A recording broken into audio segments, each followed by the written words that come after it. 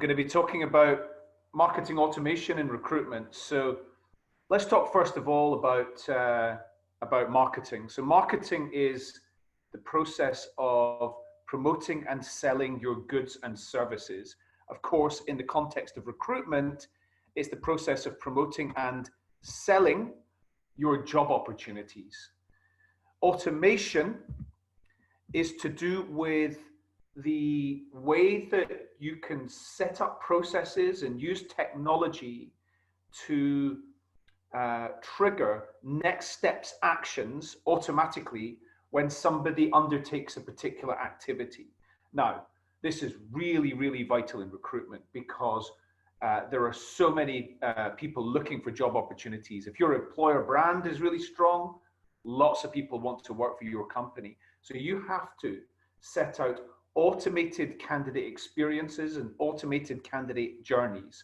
And the benefits of doing that for the individuals are that they get a really personalized candidate experience, and that's going to keep them clicking.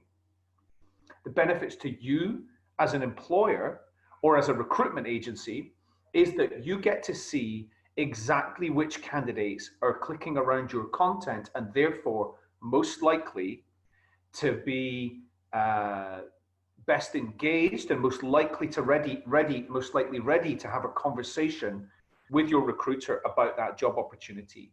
Another benefit to you is you're going to get to see which content channels, which content formats are driving the most candidate interactions, and therefore you know which things to keep doing or which things to do more and which things to do less. Let's look at this specific example. Now, this is of course fictional, but it's based on a real story. Jane was an auditor at an accountancy firm called DWC. She was happy in her job. She wasn't planning on making any job moves. She thought she was on the fast track.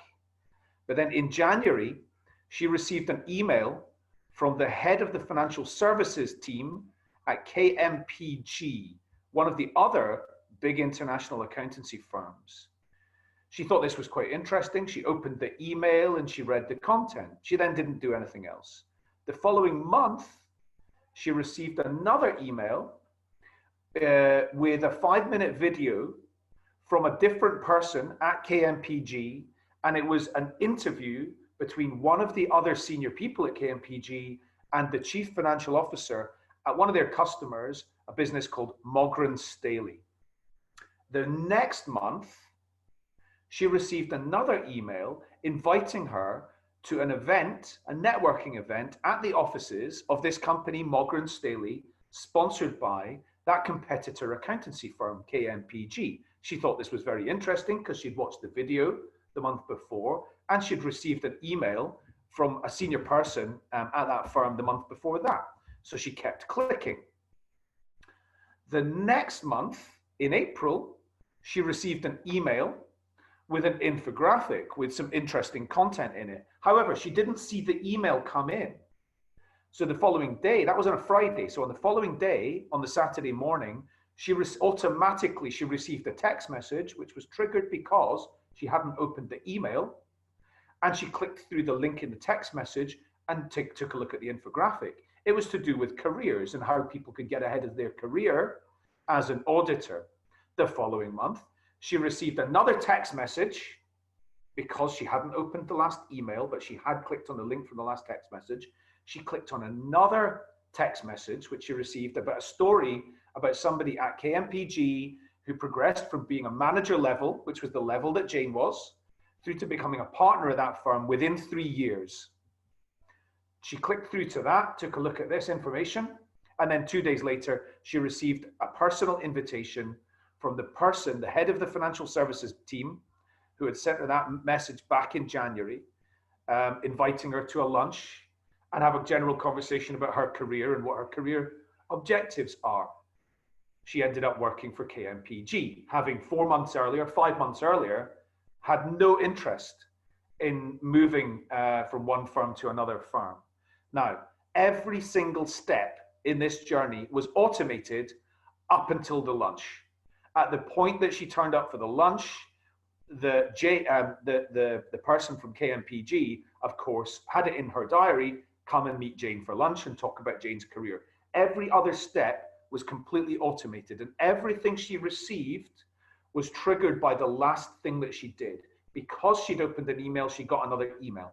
Because she'd been looking at how to progress ahead in her career, she attended the networking event. Because she went to the event, she received something about working at KMPG and how other people have progressed there. Because she didn't open the email, she then started getting a text message. Because she clicked on the link in the text message, she got another text message. Now, of course, if Jane is your only candidate, you pick up the phone to Jane straight away and you have a one-to-one conversation.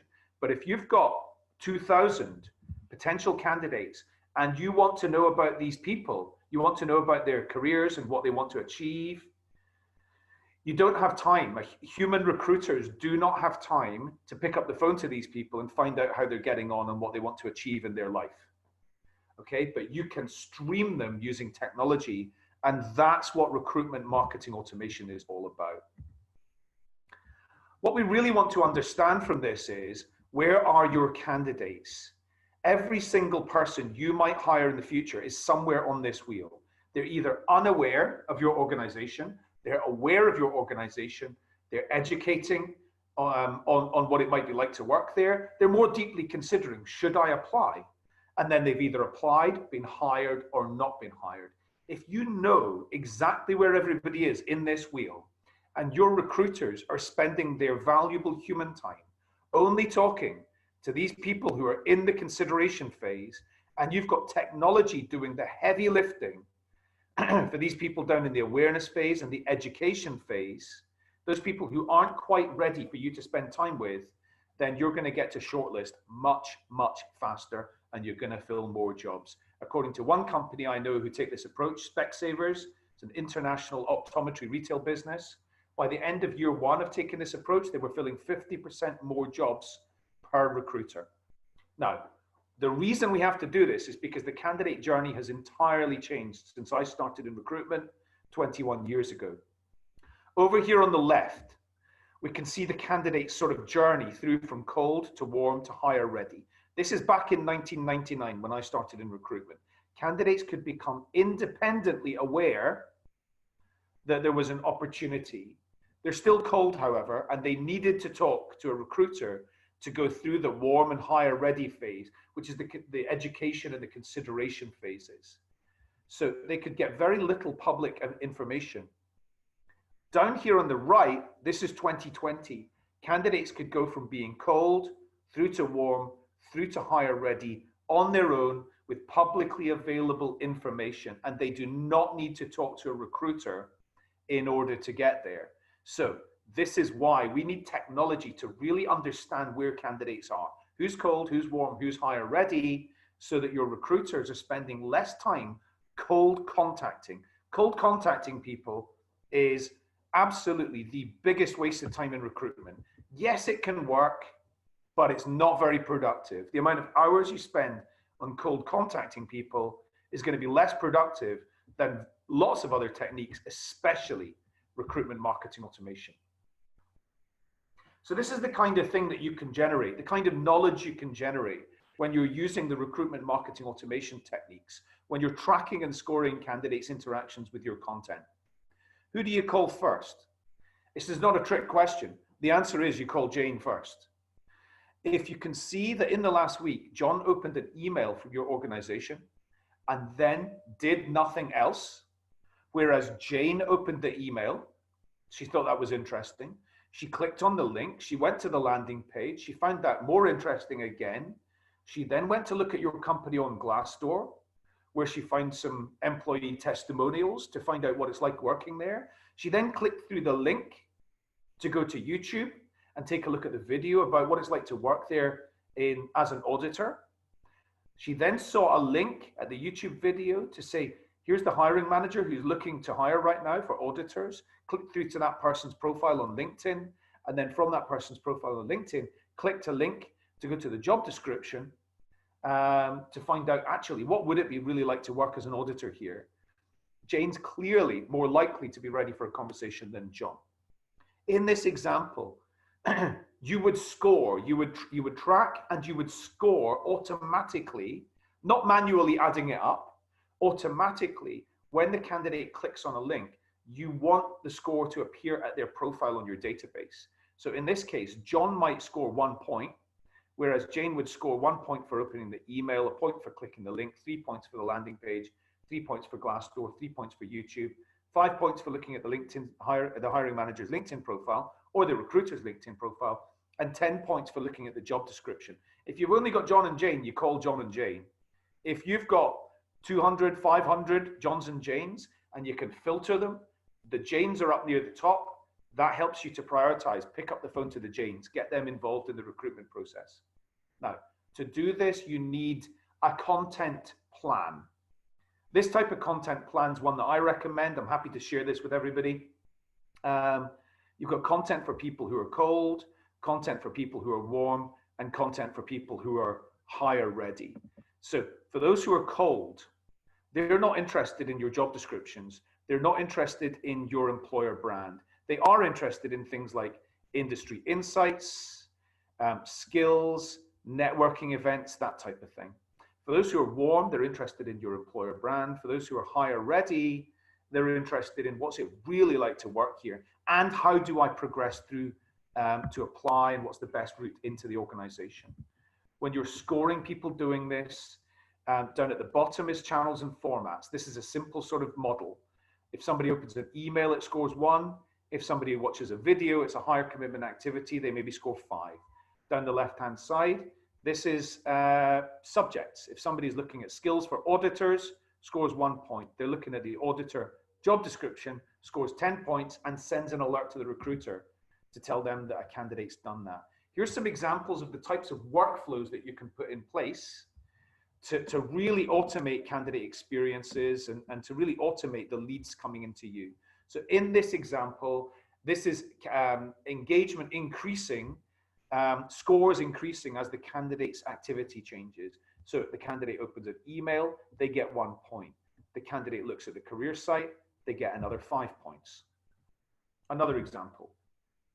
If the candidates do not open the email 24 hours later or 48 hours later, it triggers a text message. That'll generate 23% more clicks. We think about candidate experience and we think about making it really human, but until somebody is in the warm or hire ready phase, you want to think about it in terms of clicks and data. And I'm sorry to dehumanize it, but let's think like marketers. It's about clicks and data. In this example, really great example. So the email's been sent, the candidates do not open the email, they get a text message which will generate 23% more interactions. If the candidate looks at the job description, but does not apply, does not click the apply button or click the I want to talk about the job button, the recruiter gets a notification. 10 people looked at the job description, 2 of them clicked apply, that comes through your applicant tracking system. 8 of them, if those 2 people are perfect, you might not need any other candidates. Great. If those 2 people are not perfect, you might want to go to those 8 people and see which of those are ready for a conversation. And some of them will be because they've looked at the job description, but they don't know how to get to your office. They don't know if they can take their dog to work. They don't know if they can work from home 2 days a week. They don't know what the salary is. There's lots of different reasons why people look at a job description but don't apply. It doesn't mean they're not interested, but the doorbell's gone or the phone's rung or there's some other simple reason why they haven't done it. You get them on the phone, you can probably turn them into an applicant. 50% of the time, you'll turn them into an applicant. In this example, the job description's viewed, but they haven't clicked apply. Okay, it's not sending you an alert to tell you to pick up the phone. It's triggering an automatic email going out to that candidate a day later to say, hey, let's have a conversation about this job, maybe including your Calendly link. You can further automate it so you don't even need to look at your calendar. If the candidate's email bounces, then the recruiter gets an alert. Really important to know that the data you've got is correct. If the candidate's in the right city and looks at the job description, the recruiter gets an alert. If the candidate's got the right job title and looks at the job description, the recruiter gets an alert. Loads of different things you can automate to have more and more relevant candidates coming into you the candidate, this is what we call progressive profiling, finding out more information about people, automatically streaming them into pipelines and into segments according to their behavior. The candidate swipes right to say they've got machine learning skills, they move into the machine learning pipeline. Here's another one. The candidate hasn't even proactively given you information here. The candidate watches a video about artificial intelligence, and automatically artificial intelligence is added to their profile, and the recruiter for artificial intelligence gets an alert. Let's just talk about a couple of the applications of this, apart from external talent pipelines. Internal talent pipelines, nurturing people that you might want to move internally. We all lose too many people, good people from our organizations, because they don't know about internal opportunities, because recruiters are often really focused on hiring from the external market. Another example might be alumni, the people that used to work for your organization. The contingent and freelance pipelines, diversity, rolling out the red carpet to females specifically. Senior appointments, nurturing those individuals, using the CEO as the persona. And then, of course, early careers and creating great candidate experiences for them. The benefits of doing this: daily hot leads into recruiters' inboxes, a considerable reduction in sourcing time, an optimum personalized candidate experience, and a much enhanced recruitment marketing performance for your organization. I hope that's been interesting. Gabor, over to you.